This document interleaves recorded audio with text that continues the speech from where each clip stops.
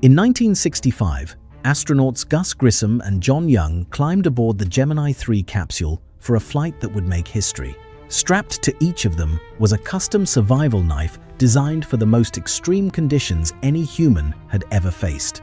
The knife was built by a company from a tiny town in northern Pennsylvania, population around 8,000.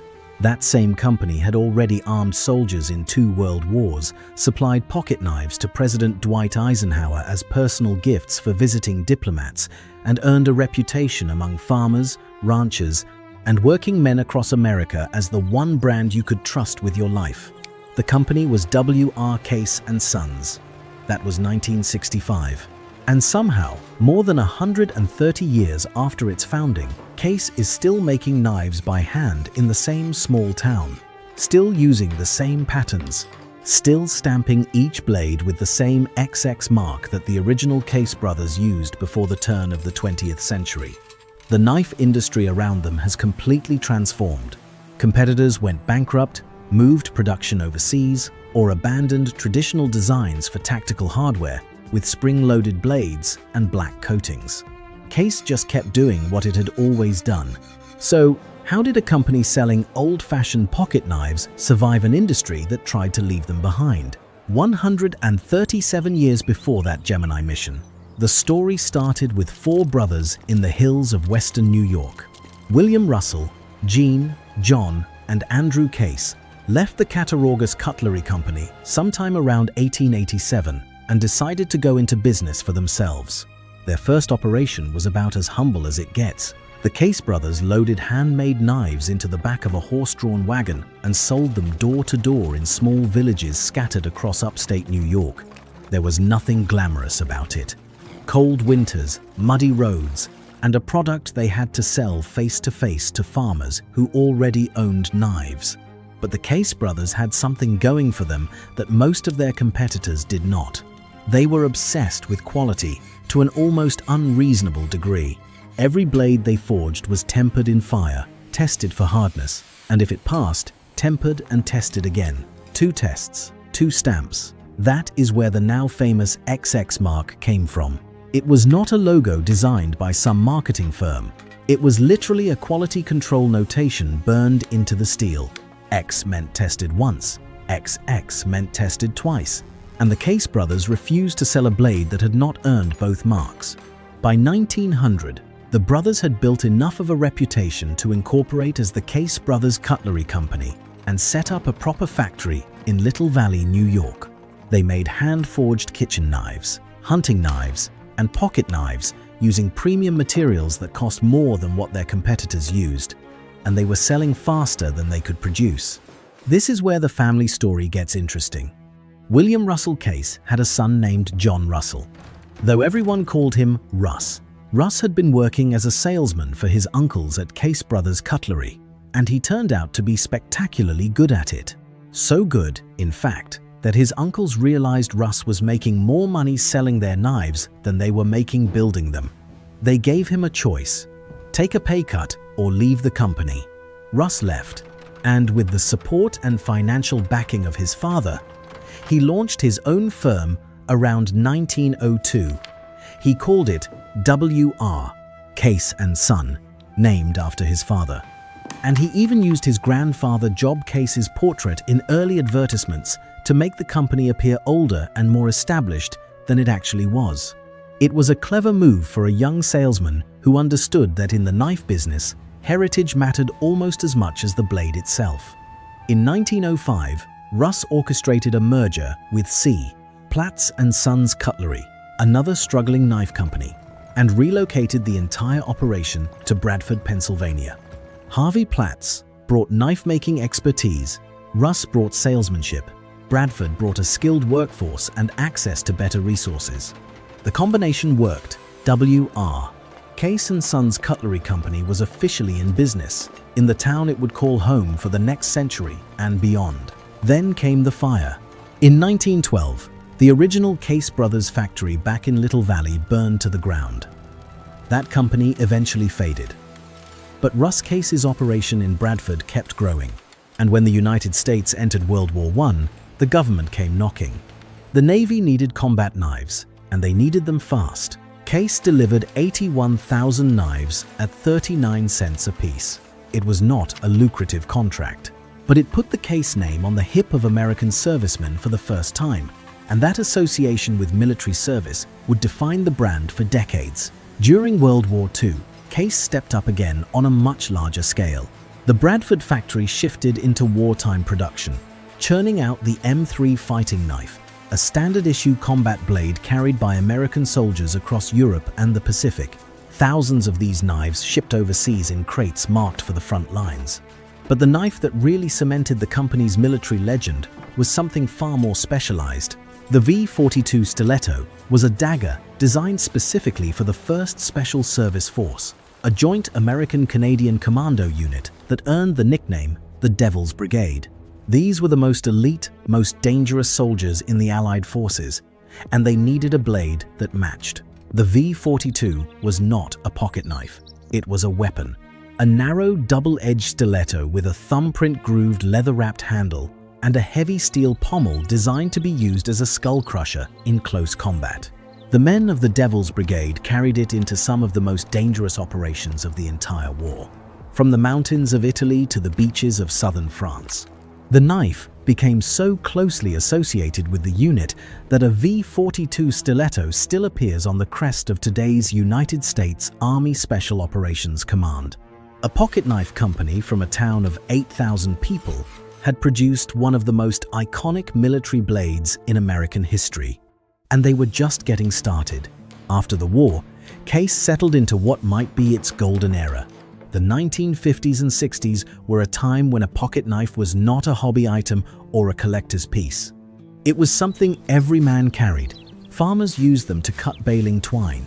Electricians stripped wire with them. Grandfathers whittled with them on front porches. And if you had any taste at all, the knife in your pocket was a Case. President Eisenhower bought Case pocket knives regularly from the White House and gave them as personal gifts to friends and visiting dignitaries. He had his signature etched onto the blades. When you are the president's go-to gift knife, you have made it. Then came the space program. NASA needed a survival knife for astronauts, something compact enough to fit inside a cramped capsule, but rugged enough to help a crew survive if they landed off target in wilderness or open ocean. They tested knives from several manufacturers. They chose Case. The M1 astronaut knife flew aboard Gemini 3 in 1965 with Gus Grissom and John Young, and it went on to accompany astronauts on every Gemini and Apollo mission after that, including Apollo 11, when human beings first set foot on the lunar surface. A knife made by hand in Bradford, Pennsylvania, went to the moon. Case knives did not just reach American pockets. They reached beyond the atmosphere itself. Meanwhile, back on Earth, something quieter but equally important was happening. The 1950s and 60s had been the golden age for the everyday pocket knife. This was a time when carrying a knife was not a statement or a hobby. It was just what you did. A Case trapper rode in the front pocket of a rancher's Wranglers somewhere in Montana. A Case stockman sat in the toolbox of an electrician wiring houses in Ohio. A Case peanut, tiny enough to fit on a keyring, went everywhere with a retired schoolteacher in Georgia. These knives were part of the texture of American daily life in a way that is hard to explain if you did not grow up with it. Your grandfather had one, your father had one, and at some point, probably at Christmas or on your birthday, somebody handed you a Case knife in a small yellow box and told you to take care of it. People had started collecting Case knives. The company's tang stamp dating system, which had been in place since the earliest days, meant that every Case knife carried a code stamped into the tang of the blade that told you exactly when it was made. Not roughly when, exactly when. Different decades had different stamp patterns, dots and X marks, and lightning bolts, each corresponding to a specific year range. For collectors, this was irresistible. It turned every pocket knife into a small historical artifact with a traceable provenance. You could hold a Case trapper from 1947 and know precisely which year it rolled off the line in Bradford. You could compare it to a trapper from 1963 and spot the differences in the stamp, the handle material, the spring tension. An entire subculture grew up around these details. In 1981, Case formalized this community by founding the Case Collectors Club, which grew into the largest knife collecting association in the world. As of today, it has over 18,000 active members who receive exclusive knives, a dedicated magazine, and access to factory events. Members travel from across the country to Bradford for annual gatherings where they trade knives, compare collections, and tour the factory floor. Rare models started fetching serious money at auction. In 2005, a 1920s-era Case Congress knife broke the world auction record for a factory-made knife, selling for over $14,000 in Pigeon Forge, Tennessee. A pocket knife, 14 grand, and that was not even the ceiling. Rare Case knives from certain years with certain handle materials have traded privately for even more. The collecting culture did something critical for Case that nobody planned. It created an audience that did not just buy knives. They studied them. They catalogued the tang stamps. They debated the merits of chrome vanadium versus stainless steel. They swapped stories about finding a mint-condition stockman at a flea market. This community gave Case a built-in defense against the market forces that were about to hit the entire American knife industry like a freight train. Because the 1970s and 80s were brutal for Case, in 1972, the Case family made a decision that shocked longtime fans. They sold the company to American Brands, a massive conglomerate that also owned Jim Beam bourbon and a portfolio of consumer products. For the Case family, it was the end of an era. For the company, it was the beginning of a long identity crisis. American Brands treated Case like a line item on a balance sheet.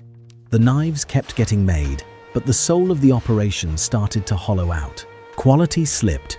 The attention to detail that had defined Case for nearly a century, the obsessive testing, the hand finishing, the pride in every blade, started to erode under the pressure of corporate efficiency metrics. Longtime collectors noticed the blades were not as sharp out of the box. The fit and finish was not what it used to be. For a brand built entirely on the promise of quality, this was dangerous. Then, in 1988, American Brands sold Case to James Parker, an entrepreneur from Chattanooga, Tennessee, who had built his own knife distribution business. Parker had a genuine passion for cutlery, which gave the collector community a reason to hope. And to his credit, the Parker years did produce some bright spots. He launched the Case Classic series, reintroducing old patterns and stampings that had been discontinued for decades, using many of the original dies from the factory archives. Collectors went wild for them. Knives with markings from the Case Brothers era, the W.R. Case era, and the Case Tested era came back into production in limited runs. It was a love letter to the brand's history. But Parker's broader business empire was stretched too thin. He had his hands in too many ventures. In March of 1990, he filed for bankruptcy, and Case got pulled into the proceedings along with everything else.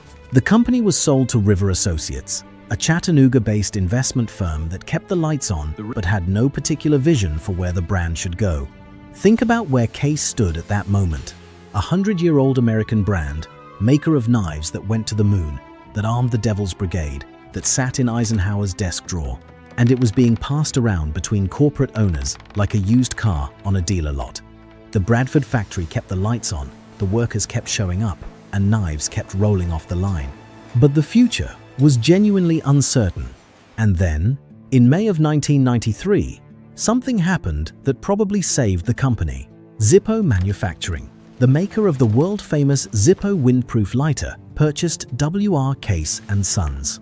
And here is the part that makes this story different from almost every other corporate rescue narrative.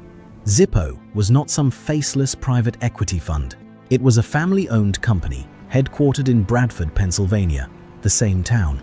Zippo and Case had been neighbors for decades. Two American manufacturing icons sharing the same zip code in a small Appalachian town. Zippo understood what Case was because they were the same kind of company. Built on craftsmanship, built on heritage, built on the idea that you make something well enough that people keep it for life and pass it down. Under Zippo's ownership, quality at Case rebounded. The company reinvested in its workforce and its materials. Old patterns that collectors loved came back into production. New collaborations with custom knife makers like Tony Bowes brought fresh designs that still respected tradition. The Bradford factory was refurbished, and Case did something that almost no American knife company has managed to do in the modern era. It kept production in the United States. That last point matters more than it might seem. Since the 1990s, the global knife industry has been completely reshaped by one country. China now accounts for over half of all knife exports worldwide. The numbers are staggering. In 2022 alone, China exported nearly $2 billion worth of knives. That is not a typo. Billion with a B. Chinese OEM manufacturers can produce a quality folding knife with modern super steel and G10 fiberglass handles for a fraction of what it costs to make a comparable knife in an American factory. Talented designers from the United States and Europe are having their creations manufactured by Chinese factories rather than investing millions in domestic production facilities. Brands like Civivi, Kiza, and QSP have proven that Chinese-made knives can be genuinely excellent, not just cheap copies of American designs. This is not the 90s anymore, when imported meant junk.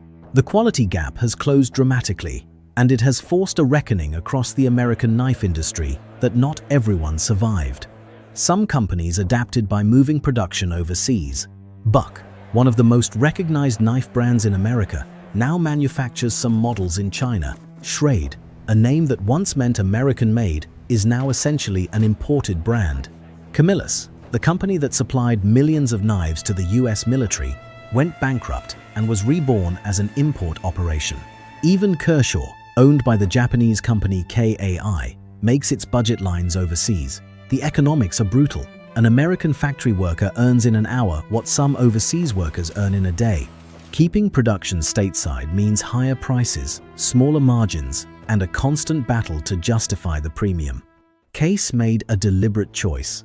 The core line stays in Bradford.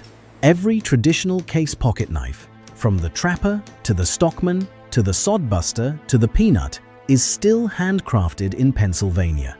Each knife passes through over 160 individual hand operations and is touched by 125 pairs of hands before it is finished. The handles are made from genuine materials: Brazilian cattle bone, stag antler from India, mother of pearl, buffalo horn, exotic woods. The brass and nickel components are shaped and fitted by people who have been doing this work for decades, in some cases following family members who held the same jobs before them. Now, Case is not completely immune to global economics. They did launch the Tech X line, a series of tactical-style knives manufactured in China.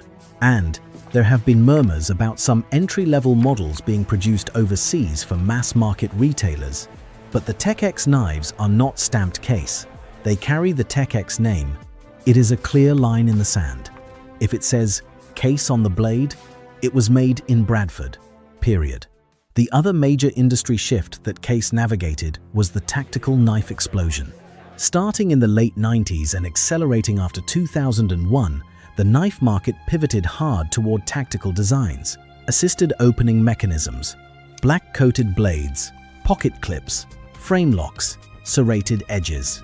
Companies like Benchmade, Spyderco, and Zero Tolerance built massive followings around modern tactical folders designed for military, law enforcement, and everyday carry.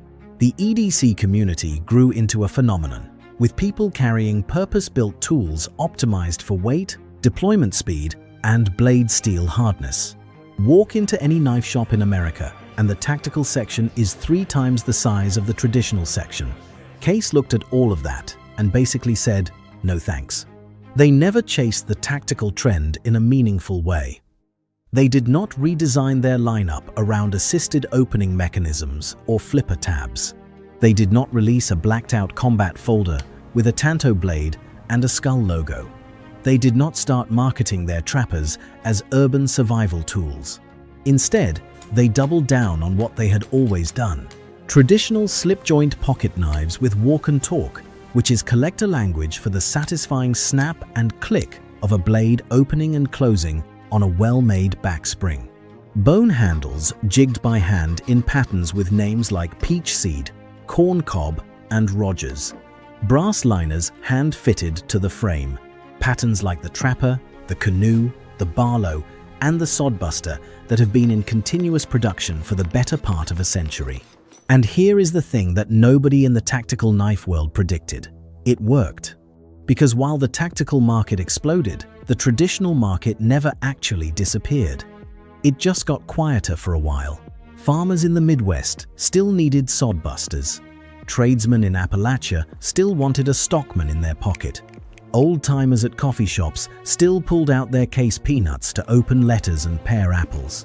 And the collector community, those 18,000 Case Collectors Club members, and thousands more, who never joined, kept buying, trading, and obsessing over every new release, every limited edition, every vault pattern that Case pulled from the archives. Then something unexpected happened. A new generation of knife enthusiasts, after years of carrying black-coated tactical folders with aggressive pocket clips and titanium handles, started looking at traditional slip joints with fresh eyes. They discovered the satisfaction of a knife that does not flip open with a wrist flick, but opens slowly and deliberately, blade by blade. They fell in love with natural handle materials that develop a patina over time, that change color and character the more you carry them. There is a growing movement in the knife community that values craftsmanship over tactical features, heritage over hype, and quiet utility over aggressive styling. Companies like Great Eastern Cutlery and Northwoods have built cult followings, making traditional patterns in small batches. But Case was there first. Case was there before it was cool, before it was a trend, before anyone called it a movement. Case was always there. What makes Case's survival remarkable is not just that they kept the factory open, it is the scale of what they produce and how they produce it. Case offers over 100 different knife patterns in dozens of handle materials and blade configurations. They release limited editions and commemoratives that sell out within weeks. They maintain partnerships with American icons like John Deere, Harley-Davidson, the Boy Scouts of America, and the United States military. They have collaborated with custom knife makers to create designs that bridge the gap between artisan craft and factory production. And they do all of this from a single factory in a small Pennsylvania town, using processes that would be recognizable to the workers who built knives there 100 years ago. The Zippo Case Museum in Bradford draws fans and collectors from around the world. You can walk through the history of both brands, see vintage knives behind glass, and watch the repair process in real time. It is the kind of place that could only exist because both companies stayed put. They did not relocate to a cheaper city. They did not outsource their heritage to a contract manufacturer in Shenzhen. They stayed in Bradford, kept the jobs, kept the craft, and kept the community that makes it all possible. There is a case trapper in a display case in that museum that looks almost identical to a case trapper you could buy off the shelf today. Same pattern, same bone, handles with the same jigged texture, same brass bolsters polished to a warm glow, same XX stamp on the tang of the blade. The one in the museum is from the 1940s. The one on the shelf was made last month, 80 years apart, and you can barely tell the difference. If you handed both to a blind man, he would feel the same spring, the same balance, the same satisfying snap when the blade locks into the open position. That is not stubbornness. That is not a company that forgot to innovate or a brand that got left behind by the times. That is a company that understood something most of its competitors never figured out. Some things do not need to change. A well-made pocket knife with a sharp blade, a comfortable handle, and a spring that snaps clean does exactly what it did 100 years ago. It cuts.